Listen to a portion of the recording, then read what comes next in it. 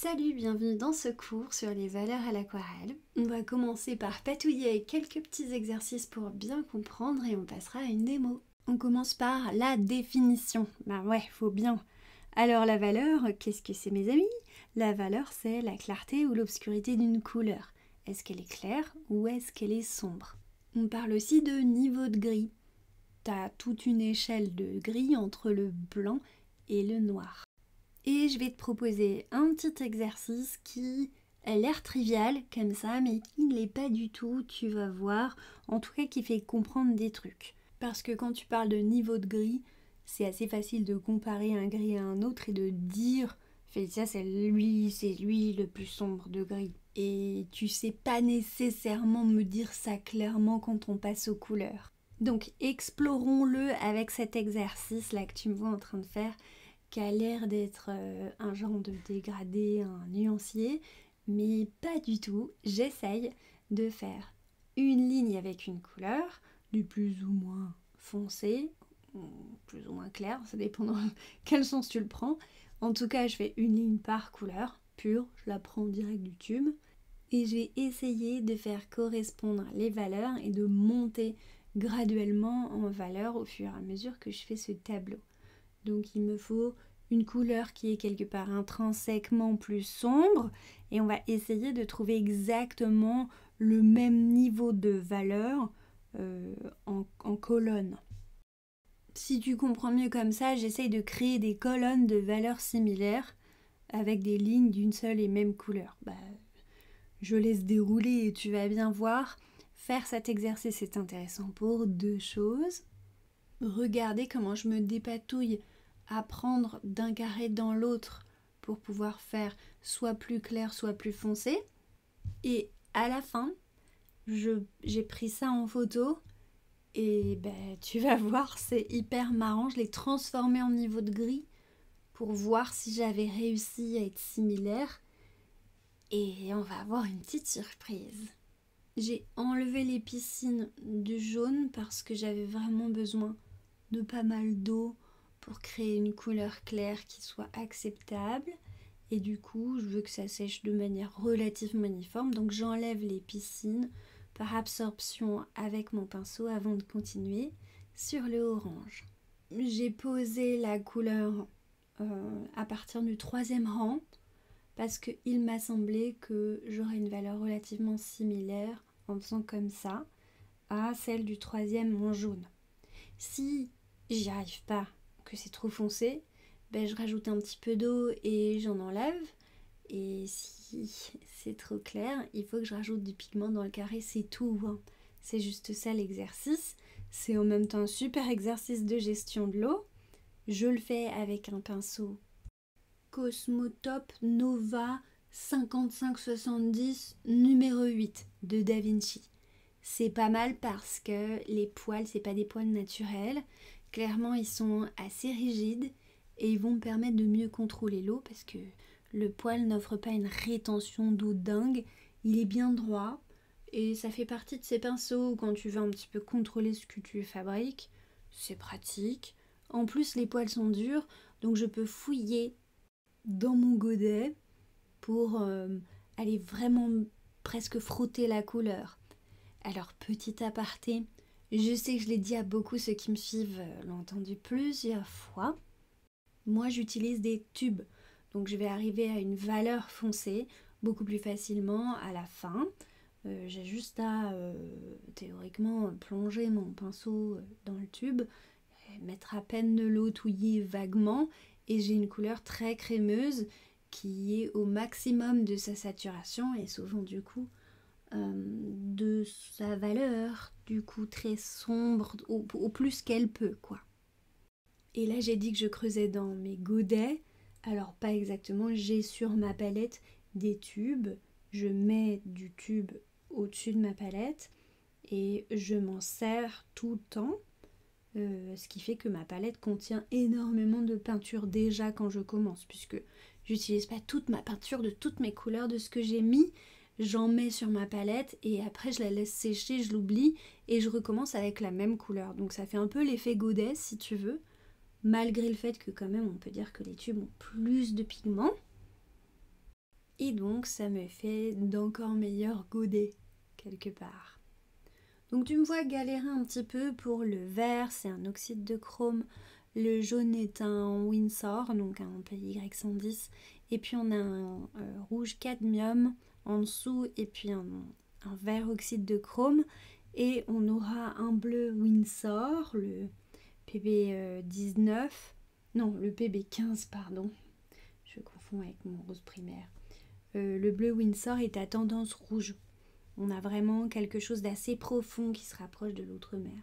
Donc là, on a un oxyde de chrome. Ce qui est intéressant de noter avec celui-là, c'est qu'il est opaque. Bon, opaque, tu vois bien qu'avec de l'eau, je rends quelque chose de transparent, n'est-ce pas? Mais je voulais tester justement le nombre de gouttes d'eau qu'il fallait mettre pour obtenir le même niveau d'intensité ou la même valeur que les autres couleurs. Donc pour obtenir une valeur qui soit similaire, je mets un peu moins d'eau parce que de base il est plus couvrant quelque part puisqu'il est moins transparent. Donc, conclusion de cet exercice pendant que je fais le bleu. N'hésite pas à le faire.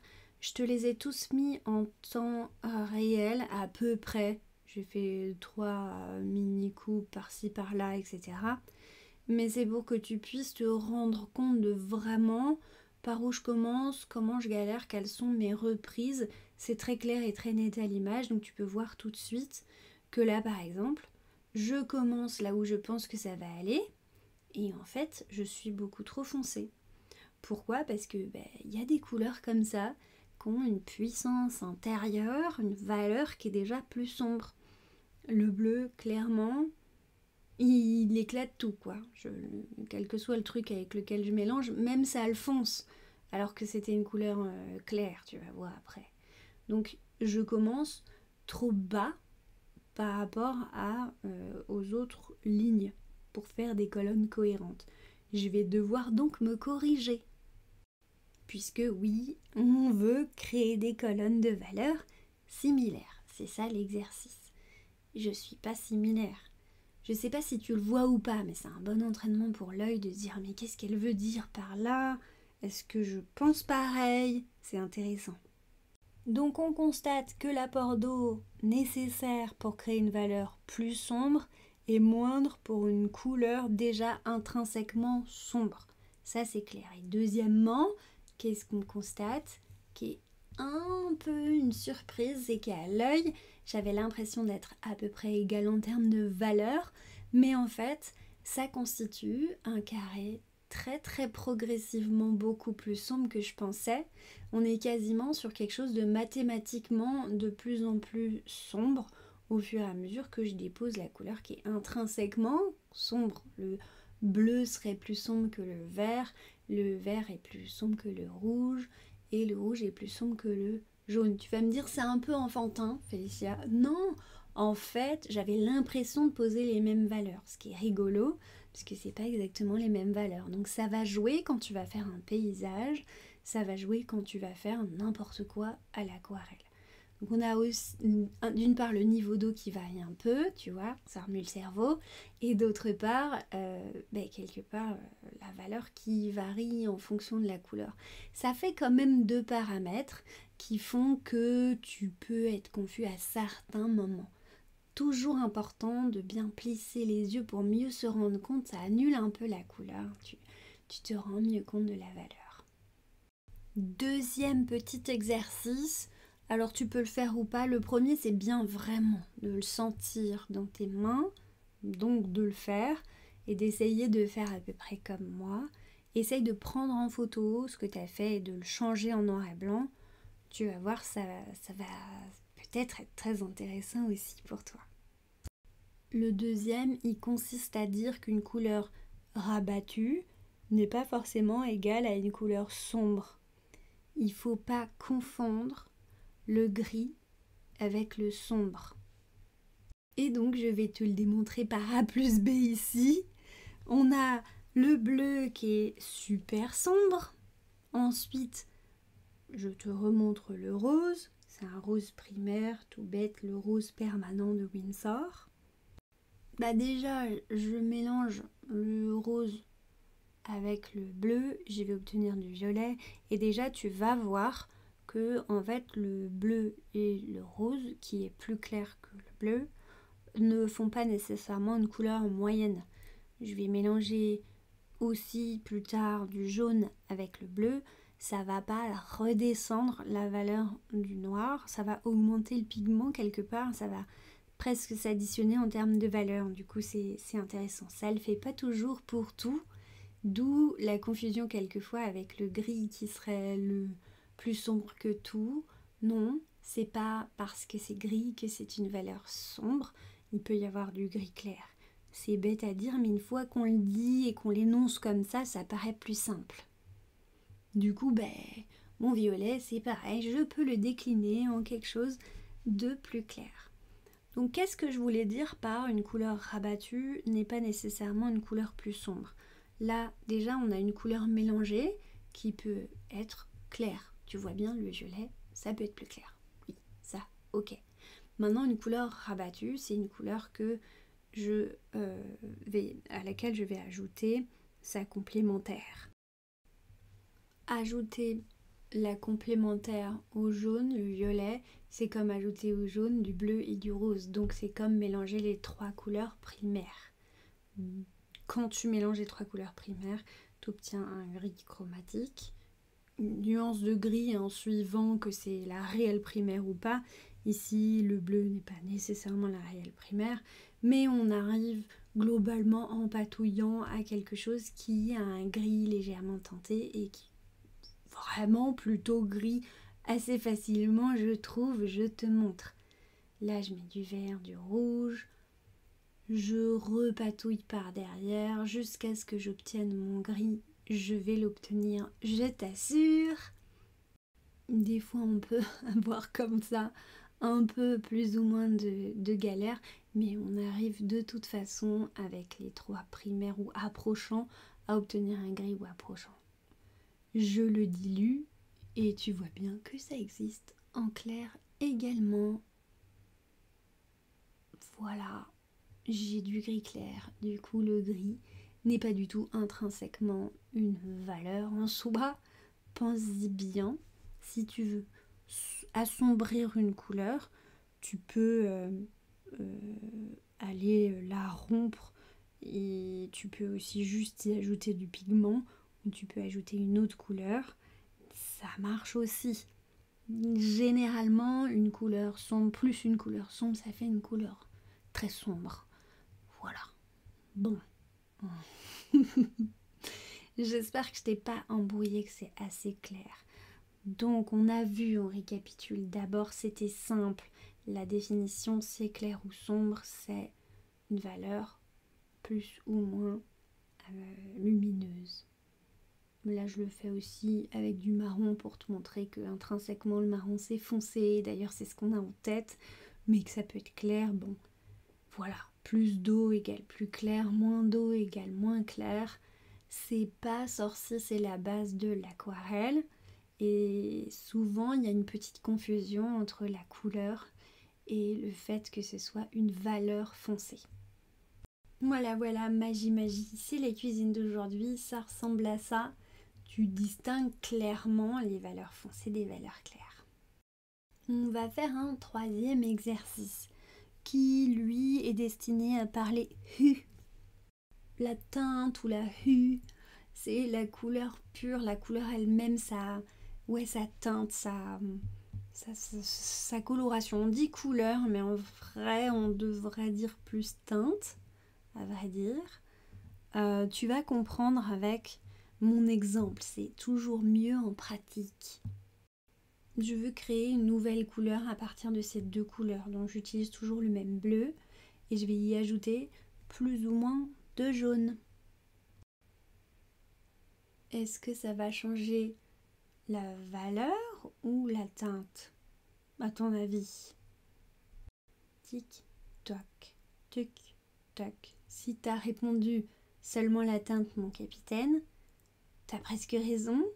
Si t'as répondu les deux, mon capitaine, t'as raison. Et il y a des trucs à dire. Et si tu as répondu uniquement la valeur, t'as faux. Ça change la teinte, ça change sa couleur évidemment, puisque tu ajoutes une couleur à l'autre, ça change la couleur. Donc on a une proportion de bleu par rapport au jaune qui va être plus importante en haut, une proportion de bleu et de jaune qui est à peu près égale au milieu, et après en dessous je vais faire un cercle avec une proportion de bleu inférieure et une proportion de jaune supérieure. Mais de la même couleur, de la même teinte, avec la même proportion, je peux obtenir plusieurs valeurs différentes. Donc en colonne, j'ai en haut plus de bleu, un tout petit point de jaune, au milieu 50-50 à peu près, en bas plus de jaune. Et si j'ajoute de l'eau, j'éclaircis, tu vois, comme je l'ai fait à droite pour la proportion avec plus de bleu. Donc si j'éclaircis, c'est que je change la valeur que avec l'eau, mais si tu passes tout ça en noir et blanc, tu vas voir que effectivement, je peux quand même changer un petit peu la valeur intrinsèque. Je vais recommencer pour que ce soit plus clair et je recommence depuis le début. Je veux vraiment que tout le monde soit à la fin sûr de ce qu'il a compris de cette vidéo. Du coup, je vais prendre mon temps.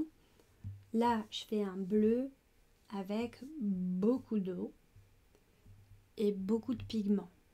Souvent, tu me dis, je vais éclaircir en mettant beaucoup d'eau. Oui, c'est la base. Mais en vrai, dans une flaque, si tu mets énormément de pigments, la flaque obscurcit, elle s'assombrit. D'accord ? Donc sache que oui, tu peux utiliser beaucoup d'eau. Et là, je suis d'accord, c'est un peu un exemple extrême. J'ai vraiment mis énormément de pigments. Mais tu peux quand même, tu vas voir, ça va mettre du temps à ne plus être brillant et à sécher. Tu peux quand même faire quelque chose avec lequel tu dessines et qui contient beaucoup d'eau et beaucoup de pigments et qui sera très foncé. Donc c'est pas la quantité d'eau seule qui détermine la valeur. C'est vraiment la quantité de pigments dans une flaque par mètre carré, tu vois, quelque part. Je le prouve à côté, je mets à peu près la même quantité d'eau, je mets beaucoup d'eau, mais moins de pigments, c'est la même quantité d'eau. J'ai pas changé, c'est le même pinceau. J'ai juste mis moins de pigments. Voilà. C'est la preuve par 12 000. Bon, je fais la même chose avec le jaune. Le jaune intrinsèquement est plus clair, mais n'empêche que j'arrive à, dans une flaque, mettre énormément de pigments. Donc, blindé de pigments, ce sera toujours plus clair que le bleu blindé de pigments, mais ce sera quand même beaucoup plus foncé que si je mettais moins de pigments dans la flaque d'à côté. Ici, je vais reprendre mes histoires de teintes et de valeurs. En gros, je vais faire à l'aide des deux couleurs pour donner un twist à l'exercice, parce que je t'avais dit de faire un tableau avec une ligne par couleur pour faire une colonne par valeur. On avait un peu échoué dans le sens où on a trouvé ensemble qu'une couleur n'était pas nécessairement de la valeur qu'on pensait et qu'elle était souvent intuitivement celle qu'on pensait. On sait quelque part facilement dans notre tête que le bleu est plus foncé que le jaune, ça on sait.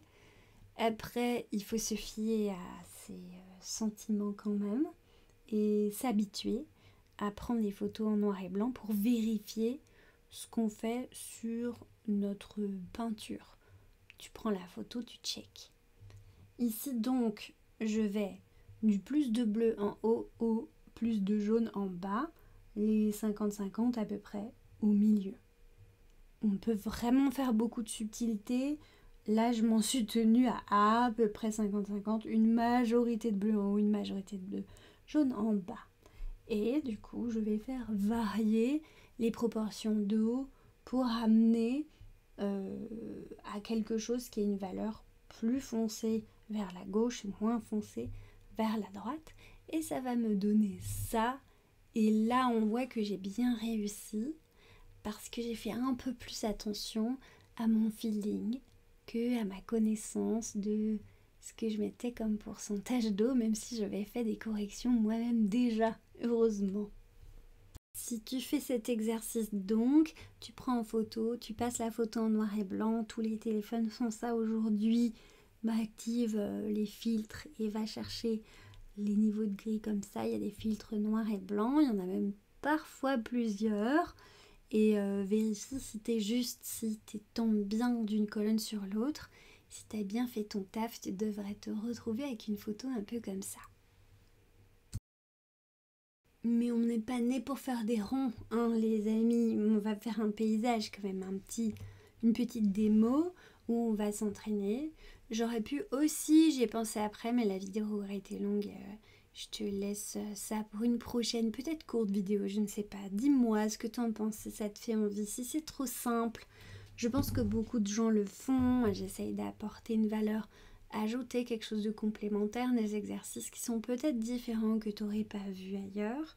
Et du coup, ça permet d'avancer en patouillant surtout dans l'action pour que ta main se rende compte des concepts qu'on te raconte. Ça peut être important aussi. Et donc là, j'aurais pu, je disais, prendre une photo et essayer de déterminer où sont les valeurs claires et foncées avant de commencer. Ça peut être bien. J'ai choisi de partir sur un paysage où je me force à mettre une valeur claire, des valeurs moyennes et des valeurs foncées. Et on prend du recul et on voit si on a réussi à faire une composition, à composer en fonction de ces valeurs. Est-ce qu'on a réussi à ce que distinctement on ait un paysage qui contient les trois valeurs déjà et les trois valeurs de manière relativement équilibrée dans le tableau. Parce que tu sais que c'est plus agréable de regarder une composition qui contient les trois au moins niveaux de valeur. Si tu n'as que du clair et 3 touches de sombre, ça ne va pas aller, ça ne va pas être équilibré, ça ne va pas être agréable à regarder. C'est quasi mathématique, pourtant c'est le plaisir de regarder l'image, mais ça va pas être agréable. On sait vraiment que c'est plus agréable quand on a au moins 3 niveaux de valeur. Il peut y avoir un très foncé et un très clair et une moyenne et ça va, c'est même plutôt graphique et agréable. Et puis il peut y avoir toute une délicatesse d'échelle de valeur entre les deux. Ça, bon, c'est toi qui vois comment est-ce que tu maîtrises, mais déjà je vois souvent des choses plates parce qu'on a tout fait dans une valeur moyenne, un peu diluée, voire clair moyen, et il n'y a pas de foncé, ou alors il y a le foncé à 2-3 endroits et ça attire tellement l'œil par contraste que c'est pas nécessairement bon. C'est juste que la couleur aide à déterminer la profondeur dans une œuvre. Une montagne souvent est représentée bleue au loin à cause de la perspective atmosphérique. Elle paraît bleue, elle est loin. Du coup, notre cerveau l'interprète comme telle sur une image en 2D. C'est pratique, mais si tu ne mets pas et tu ne fais pas attention à ces valeurs, il y aura un manque certain de profondeur dans ton œuvre. Il est de notoriété publique, les amis, que à l'aquarelle c'est plus prudent et plus simple au début surtout de commencer par le clair. Donc je me colle à ce clair-là et je commence avec un ciel bleu et une prairie verte. J'annonce, je ne vais faire ce paysage qu'avec les 2 couleurs précédentes, presque, tu vas voir. Mais oui, je pars sur mon Winsor et Newton, le bleu tendance rouge, et un jaune du coup chaud, équivalent à un espèce de jaune de cadmium si tu veux, ou un gomme-gut en tirant un peu. Et j'ai aucune idée de ce que je vais faire, c'est hyper spontané. Je veux juste te montrer que j'essaye dans n'importe quel paysage, quel qu'il soit, de mettre les 3 valeurs et comment ça se déroule à peu près. Je veux te montrer déjà que c'est pas grave de les avoir dans des proportions égales. quand tu as quelque chose de tout à fait égal, une montagne sur l'autre qui va du plus clair au plus foncé, c'est un exercice, c'est pas un paysage. C'est vraiment un peu plat de fête parce qu'on n'y croit pas à Mustapha, tu vois. C'est un peu... ouais, bon, pas vraisemblable, à vrai dire. La nature est tellement diverse, tellement variée que bon, c'est un peu dommage, quoi, de faire quelque chose de très linéaire. Et c'est pour ça que la nature aime aussi les trucs par 3, tu vois, les roses par 3, 1, 3, 5, c'est pas pour rien, c'est parce que t'offres 2 roses, c'est un peu chelou, c'est un peu bizarre. Ça fait... ouais. Alors que t'en offres 3, il y a quelque chose d'agréable, tu vois, c'est soit ton soliflore, soit 3, soit 5. C'est vraiment marrant, c'est des règles mathématiques qui sont en lien avec le plaisir, comme je le disais tout à l'heure, le plaisir de regarder, etc. Donc c'est assez drôle de voir comment notre cerveau réagit à ça. Du coup, tout en te parlant, moi je suis en train de patouiller. Alors tout simplement, mon pinceau n'est pas hyper méga précis. Du coup, je m'en sers un peu parce que la pointe va pas être folle. Mais justement, comme c'est un pinceau synthétique, je vais pouvoir l'écraser, jouer avec assez facilement sans vraiment avoir peur de l'abîmer. Du coup, je m'en prive pas. Et je travaille dans l'humide. Alors quand je dis dans l'humide, je suis pas en flaque là, hein, clairement. Je pose quelque chose et c'est juste le fait que je vienne après, tout de suite après dans le clair, poser une valeur plus moyenne qui va faire que je dis que je bosse dans le mouillé parce qu'il y a des fusions qui se font. J'invente un petit ruisseau ou petit chemin comme tu veux, mais comme il est a priori, a fortiori plutôt bleu, on va dire que c'est un ruisseau. Et je vais sur les branches d'arbres. Donc là, vraiment, je fais des gros tas. Hein. En parlant de tas, tiens, il fallait que je te raconte un truc à propos de ça. Les zones. Oui, pas les tas, mais les zones. Enfin, tu peux les appeler des tas. En vrai, quand tu regardes un paysage que tu veux reproduire, il faut essayer de déterminer en plissant les yeux où sont les valeurs. Soit tu prends une photo, hein, tu peux aussi. Mais tu te rends bien compte que tu peux aussi bien en voir 46 que 12 que 6 selon ta sensibilité aux valeurs et surtout si tu te mets à t'accrocher aux détails. En fait, on veut repérer les grandes zones de valeurs claires, moyennes ou foncées. Essaye de distinguer 3 minimum. Après, au-delà de 6, c'est quand même plus difficile. Tu feras ça au moment du détail.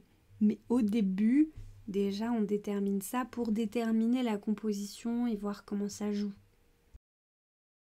Ici, pour info, j'ai décidé qu'il y aurait du clair derrière, loin, et que devant, on allait faire un peu plus de foncé. Mon arbre va jouer le moyen. À la base, il devait faire ça dans ma tête. Il devait jouer la valeur moyenne. Et puis, j'ai bien aimé quand même lui mettre du détail parce que j'ai l'impression que c'est le roi. Alors, le roi de la pièce. C'est intéressant de pouvoir lui mettre plus de détails parce que les règles d'or, c'est plus de détails devant que derrière, toujours. Mais tu peux quand même te dire que là, l'arbre, c'est le seul machin intéressant, c'est lui qui raconte quelque chose dans la pièce. Donc, on va quand même le détailler un petit peu parce que l'œil aura tendance à se pencher dessus. S'il n'y a pas de détail qui est flou, ça va faire un peu bizarre, étrange. Et tu notes que je peins un peu autour pour atténuer ce contraste très fort entre le fond très clair et le tronc qui est très foncé et sur lequel j'ai décidé de mettre les valeurs les plus fortes. Justement, c'est un peu choquant et on veut pas choquer autant que ça. En tout cas, on est parti pour faire quelque chose d'assez harmonieux, surtout avec que 2 couleurs. Du coup, je vais tout de suite corriger un petit peu. Donc les détails doivent être devant le premier plan. Après, l'arbre, il est au deuxième, etc. Et là, clairement, si on prend un peu de recul, on voit qu'on n'est pas du tout au bon niveau de détail devant encore. je vais profiter du fait d'avoir rajouté des valeurs moyennes pour pouvoir aller dedans tout de suite dans l'humide avec des valeurs foncées en faisant l'herbe. Et pour ça, j'ai pris un pinceau de trinard Winsor & Newton, le seul trinard de la série Pro. La série comme ça avec des manches gris qui est aussi en synthétique et qui est très bien. Pour faire l'herbe, j'ai tendance à préférer désormais celui du set de Da Vinci pour faire l'herbe que j'avais testé il n'y a pas longtemps, qui est le set pour paysage. Il contient un pinceau extra pour faire l'herbe, vraiment génial. Mais comme justement je m'en suis amourachée, je me dis tiens, je vais réessayer le Winsor & Newton parce que j'utilisais jamais ça pour faire l'herbe et je resterai définitivement sur la Da Vinci, mais celui-là est pas mal et a bien fait le job, l'autre est mieux. Bref. Bon voilà. Après j'ai oublié de te dire que j'avais mis du scotch autour, pas près des bords, parce que je trouve que ça fait joli d'avoir des bords blancs et que c'est encadrable et que plus tu fais un grand paysage, plus tu as de chance de faire quelque chose d'enlevé, d'agréable et tout. Mais là, je voulais vraiment faire un petit test d'une part, puis ça me change de l'encadrer de très loin. Si tu veux l'encadrer toi pour Noël ou un truc comme ça, et bien justement ça donne beaucoup plus de valeur, ça fait plus chic quand tu as laissé encore plus de blanc autour. Voilà, petit tips en passant pendant que je fais l'herbe. Tu vois, rien de compliqué, hein. Je racle vraiment du bas vers le haut par petits coups secs avec ce que j'ai à dispo. J'ai mis en proportion évidemment beaucoup plus de bleu et c'est facile pour moi de faire une valeur plus foncée devant en mettant plus de bleu et plus clair derrière en mettant plus de jaune parce qu'on a compris avec nos exercices précédents que c'était beaucoup plus clair, donc je sais que je peux jouer avec les valeurs beaucoup plus claires. Tu vois, c'est un exercice qui te donne une autre façon, quelque part presque comme un monochrome, de jouer avec les valeurs. Je peux, maintenant que je suis sensibilisée, faire quelque chose qui utilise ma connaissance des valeurs et des couleurs en même temps, de leurs valeurs intrinsèques. Bon, c'est deux couleurs, on va s'en sortir. Du coup, je me fais mentir un peu parce que je retire le scotch là pour bien l'observer et le voir dans sa nature parce que le scotch est un peu foncé là, il me brouille la vue. Et je trouve ça un peu tristoun de loin. Donc je vais décider d'ajouter encore un peu de valeur moyenne. La bonne première façon de le faire, c'est d'ajouter une ombre à l'arbre. Et la deuxième façon, c'est de prendre encore du jaune et d'en foutre un peu partout. Mais de le foncer un petit peu. Donc je suis allée avec un jaune qui avait légèrement un peu d'orange sur le pinceau que j'avais pris. Donc du coup, il s'est orangé un peu. Et en fait, ça a donné une teinte très agréable à regarder sur le truc. Que j'aurais pas moi mieux choisi, qui a donné une espèce de valeur moyenne comme ça, très agréable à regarder, très sympa, que j'ai trouvé tout de suite très cool. J'étais embarrassée parce que ça correspondait pas exactement à mon bicolore, mais bon, c'est le jaune cadmium un tout petit peu réchauffé à côté, et du coup, bon alors, ça me fait, tu vois à quel point c'est pimpant là, sympa. Franchement, ça relève le tout et j'ai un peu assorti. Donc, tu as une valeur très foncée sur l'arbre qui répond à la valeur très foncée dans l'herbe à gauche. Les deux sont assez importants. Évidemment, le premier plan est beaucoup plus présent et représente presque un tiers de la toile en triangle. Du coup, tu as un petit rappel de l'autre côté dans l'herbe en face, comme pour renforcer l'idée que c'est bien l'herbe et que c'est bien le même genre de zone en face, mais qui est beaucoup plus petit. Et il y a un écho en triangle à cet arbre qui vient compléter, qui est un peu la star du truc. Et le reste, c'est du détail. Donc le détail est mélangé entre une valeur moyenne et claire. On le voit moins et ça vient contraster, mettre en valeur ce qu'on veut voir. Voilà le pourquoi du comment.